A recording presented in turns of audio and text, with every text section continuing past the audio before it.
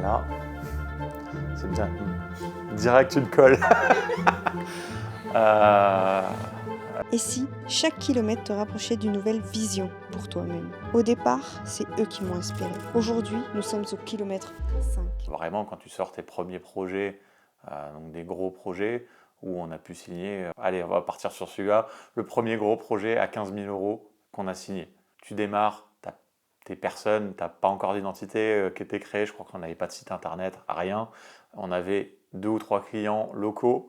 Et là, on a signé quelqu'un qui était en Nouvelle-Calédonie pour un projet. Donc là, c'était un projet digital pour le coup. Vous pouvez le faire à distance, c'était bien. Là, ouais, ça a été motivant de te dire, le gars, il te fait confiance et il te lâche 15 000 € comme ça. Donc ça a été le petit signe de te dire, ok, tu peux continuer à aller plus loin et de donner tout ce que tu as pour pouvoir contenter ton client, quoi, qui t'a fait confiance alors que t'es personne.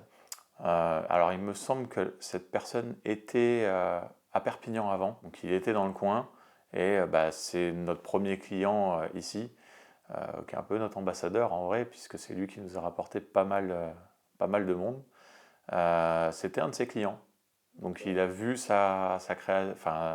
le site qu'on lui avait fait, et ça lui a permis du coup de dire ah, je vais prendre contact avec eux et voir ce qu'il y a. Donc on a fait une première visio, donc je me souviens c'était chez Ludo, dans sa chambre à l'époque parce qu'on n'avait pas de bureau. Et on a fait la visio là. Donc on se préparait à essayer d'aménager un peu la chambre pour que ça paraisse pro. Okay. Tu signes, mais ouais, tu signes dans une chambre 15 000 €. Donc voilà. Donc on est parti de là. Et derrière, ça s'est fait quoi. Quand on a commencé, donc du coup, ça devait être 2017. Et le projet du coup est sorti en 2018 après plus de 6 mois de boulot dessus, quoi. Et il est toujours en ligne. Alors il y a eu pas mal de mises à jour et tout, puisqu'il y a eu 3 changements de propriétaire sur ce projet en plus. Okay. Donc ça a été revendu et revendu là récemment d'ailleurs. Comment tu sais qu'aujourd'hui, une idée que tu as dans la tête, tu veux aller au bout, ou est-ce qu'elle mérite d'être juste développée, ou quelle idée vaut 1 kilomètre? Ça c'est mon gros problème. J'ai tendance à partir dans tous les sens et j'ai Ludo.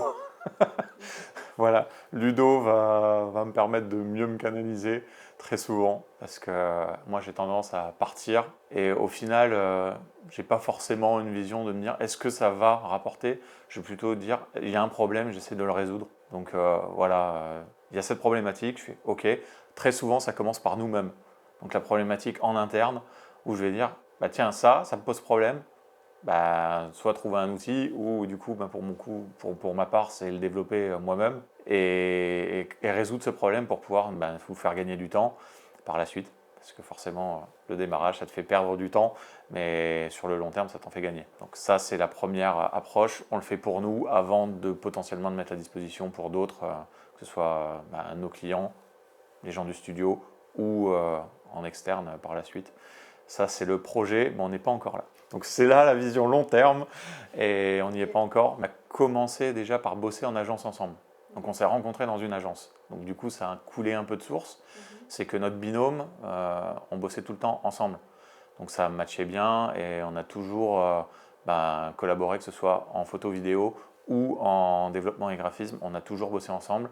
Et puis de toute façon tu ne bosses pas pour toi. Tu vois les devis qui sont signés par l'agence et tu fais ouais, et moi il n'y a rien de plus quoi. J'ai mon petit salaire et pas plus. Donc ça c'était une des premières motivations de te dire pourquoi on ne pourrait pas le faire nous, sachant qu'on fait 80% du boulot. En réalité on s'est rendu compte par la suite que non, on ne faisait pas 80% du boulot et qu'il y a pas mal de boulot autour dans une agence. Mais à la base c'était notre état d'esprit vraiment de se dire pourquoi pas nous. Donc déjà pendant ce temps, il faut vivre. Donc c'est là où j'ai dit je ne peux pas tout miser sur les gros. Donc il a fallu faire des petits projets à côté aussi. Donc on a eu un peu des deux. Et l'équilibre au final c'est des petits et des gros. Pour finir, j'ai arrêté les gros projets. Les très gros comme ça parce que je pense qu'ils étaient mal évalués. Tu fais un choix parce qu'il faut le faire. Même si tu n'en fais pas un, c'est un choix. Donc est-ce que tu acceptes cette phrase de choisir c'est renoncer? De toute façon, elle est vraie, donc il n'y a pas d'accepter ou pas accepter, c'est le cas. C'est sûr que si on décide de travailler plus le soir, le week-end, c'est au détriment d'autres choses. C'est au détriment de faire des sorties et d'aller en soirée. C'est en détriment de passer du temps avec ma femme ou avec mes enfants.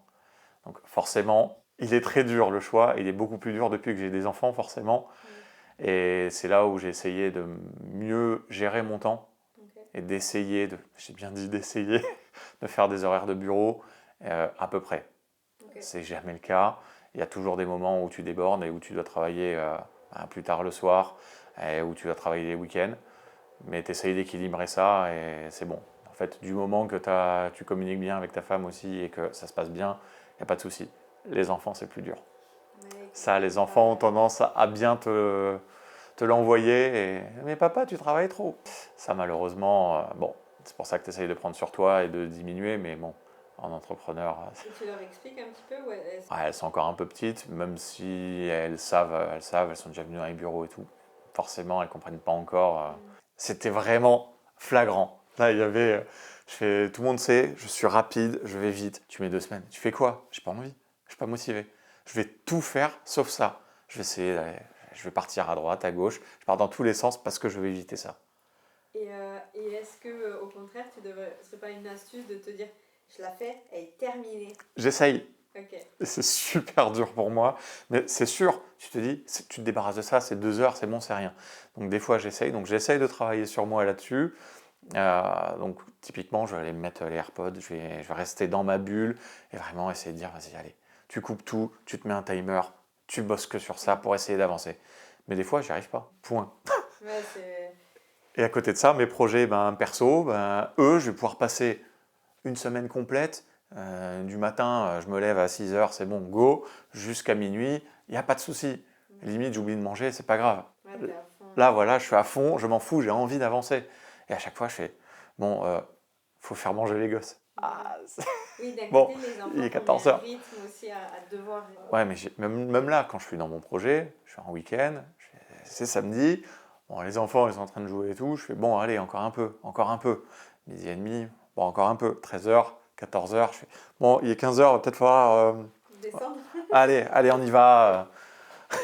Et on s'en occupe, je trouve. Je pense qu'il se confirme naturellement, ça fait plus de 15 ans qu'on bosse ensemble, et tout se passe bien, quoi. Enfin, ça se passe même de mieux en mieux, parce que je pense qu'il y a aussi la discussion qui s'est améliorée avec le temps, parce que forcément, on est les opposés. Sur énormément de choses, on est les opposés, ce qui fait qu'aussi c'est une force parce qu'on est complémentaires, mais qui est aussi compliqué parce que ça peut être des frictions et des malentendus où on ne se comprend pas. Ça a été aussi pendant une période des moments où chacun prend un peu sur soi à dire mais pourquoi il fait ça, ou on ne se comprend pas. Là, travailler sur soi-même déjà. Et petit à petit, comme je te dis, la discussion fait que ça fluidifie et que ça s'améliore d'année en année. Et ça continue. C'est un peu comme le vin, ça se bonifie. Non, mais c'est sûr que oui, ça te booste un peu ta confiance en toi de voir que ce que tu fais leur est utile. Parce que c'est comme si tu fais une photo, une vidéo, que c'est pas utilisé, tu te dis, bon, au final, je sers à rien. Pourquoi Bon, c'est bien, t'as encaissé l'argent. Ok, mais est-ce que c'est une finalité? Est-ce que tu accepterais de travailler uniquement pour l'argent et de dire, tiens, je te remets des trucs, mais au final, c'est pas utilisé? Là, tu fais, ouais, il te manque quelque chose, tu fais, bon, pourquoi je fais ça en fait? Alors que là, si tu leur donnes les photos et qu'ils les utilisent, tu es content. Parce que tu les vois, tu fais, ok, ça sert à quelque chose, ils communiquent, ils attirent des nouvelles personnes pour leur business. Ouais, c'est motivant. Donc du coup, ça rejoint un peu les deux. C'est un mélange. Ça te booste un peu ta confiance en toi et en même temps, ça te permet d'avancer et de continuer et de te dire, ok, c'est bon, je veux continuer à aller aider des entreprises. Et voilà, après, on tente une des approches et on voit ce qui marche. Mais on n'en sait rien. Quelle est la bonne? Si ça se trouve, l'autre idée qu'on n'a pas prise, elle a été meilleure. Mais ça, tu ne le sauras jamais de toute façon. Et là, plus récemment, j'ai repris vraiment beaucoup plus. Là, je suis à 7 heures de sport par semaine. Donc bon, je fais 3 sports et bref, au final, comme avant. Parce que c'est vrai qu'avant, je faisais ça. Et là, je ressens le besoin que en fait, ça me fait du bien. Et en plus de ça, ça fait vraiment travailler. Ça fait travailler le mindset et de te dire, t'es focus. Les ratés, ça fait partie. Et je pense que c'est ça le plus formateur. Et au final, t'as beau dire ce que tu veux à quelqu'un, tant qu'il n'a pas fait ses erreurs, en fait, t'es obligé de le laisser se planter. S'il ne se plante pas, il n'apprend pas. Même si tu l'avertis. Et c'est pareil pour tout. Tu regardes à tes enfants, tu essayes de leur dire des choses, tu leur dis, ils vont le faire quand même, ils vont se planter. Toi, ça te fait du mal, tu aurais pu éviter. Mais non, tu ne peux pas. Il faut y aller. C'est une obligation. Et là, il t'écoutera mieux. Surtout si tu l'as un peu prévenu avant, là, il va revenir naturellement vers toi et te dire, en fait, tu avais raison. Donc du coup, explique-moi, voilà. Et il sera intéressé de savoir pourquoi, qu'est-ce qu'il y a, c'est quoi, qu'est-ce que tu peux m'apprendre. Mais il le faut. Tu as des enfants, ça te prend du temps, ça te prend de l'argent, ça t'empêche d'aller à tes objectifs. Ça, c'est la première vision. Tu te dis, c'est le premier, c'est le truc immédiat, tu fais voilà, tu es fatigué, tu dors peu, tu dois t'en occuper, donc c'est le côté un peu casse-pied. Mais après, tu as tout le côté amour, est-ce que ça te renvoie, est-ce que ça te donne? Et là, tu fais, ouais, mais en fait, tu veux leur transmettre des choses, tu veux les voir grandir et leur offrir ce qu'il y a de mieux. Donc ça te garde 10 fois plus motivé. Donc je me dis peut-être que j'aurais pas d'enfant, je serais moins motivé, je me dirais, je me contente de ce que j'ai pas envie d'aller plus loin. C'est bon, je suis content, j'ai déjà atteint mon objectif. Donc je pense que le fait d'avoir des enfants a repoussé mon objectif beaucoup plus loin. Et je pense qu'il est en soi sans limite et sans fin. Parce que dès que j'aurai atteint un objectif, j'irai toujours plus loin. Justement, je pense que c'est très intéressant et important de regarder le chemin parcouru. Parce que très souvent, tu as l'impression, j'ai rien fait, j'avance pas assez vite. Tu n'avances jamais assez vite. Tu te dis, c'est là, mais au final, ouais, tu avances, tu as l'impression d'avancer moins vite. Mais moi, il y a vraiment un truc très particulier, c'est que j'ai un plan, je me fixe ce plan, j'ai des étapes, j'ai toujours l'impression d'être en dessous en termes de vitesse de toutes mes étapes. Et quand je fais le bilan au bout d'un an, en fait, j'ai dépassé l'objectif que je m'étais fixé. Et je fais comment c'est possible? J'ai été plus lent à toutes les étapes et je vais plus loin que ce que j'avais prévu.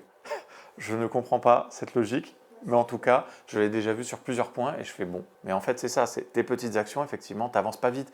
Tu as toujours l'impression d'avancer pas vite, mais c'est chaque petite brique, à la fin, ta maison, elle est construite. Bienvenue dans un projet qui mêle sport et entrepreneuriat. Ne rate pas l'enseignement du prochain kilomètre.